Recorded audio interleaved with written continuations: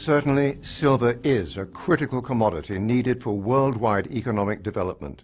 In fact, our experts report that worldwide demand for silver is rapidly increasing as silver plays a vital role in the expanding economies of the 21st century.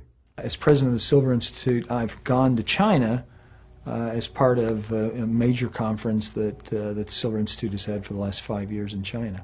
And I don't remember the specific statistics, but the demand for silver within China has grown exponentially over the course of the past 5 years. And that economy is just remarkable, the growth that's happening across that country, where people are going from, we had a guide who grew up on it with a dirt floor, and he now has he lives in a house that's 3 stories, and they have indoor plumbing, and all the things that we have in the Western world, they're starting to get there. We have China, which has been economically oppressed for so long, and now they're booming.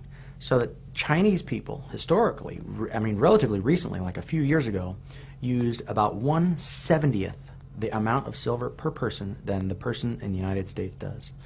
And if China begins to use 70 times more silver per person, industrial demand will about triple.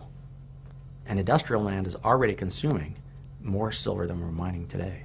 Their emergence as a major manufacturing force with tremendous growth in industrial activity, huge infrastructure investment in China in things like railways, electric generation, all of this is very metal intensive, and with a huge also shift in the manufacturing activity for electronic products, even things like televisions, air conditioners. A great deal of this production now occurs in China, and microwave ovens, and you tend to use a lot of metals in all of these manufactured goods, and I think that really has propelled their importance in terms of the metal industry around the world. I am very, very much of the view that Asia growth in demand is just beginning.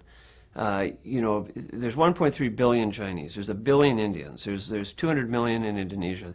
It's a vast source of demand for all metals, not just silver. And it's an economy basically that is moving from an agricultural economy to an industrial economy.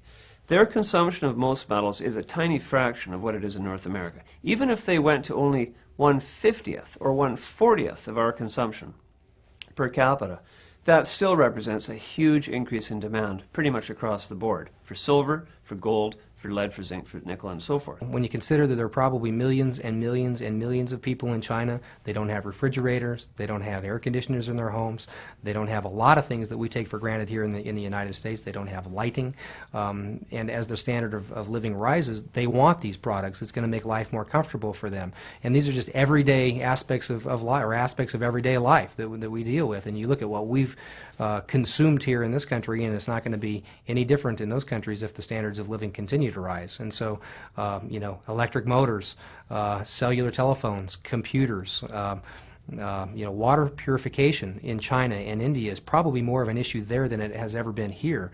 And the ability to use silver for filtration of water and purification of nearly everything that we deal with, coatings, whether it's in restaurant kitchens and things of that sort, or surgical rooms, operating rooms in hospitals, as an antimicrobial, it's a very effective product for that. And you're going to have all of that built in China if this continues, for many, many, many generations. It's a secular event. It's a once-in-a-lifetime event of people moving from the villages and the countryside into cities, needing housing, needing all the periphery around housing, the utilities, the apartments, the plumbing, the wiring, and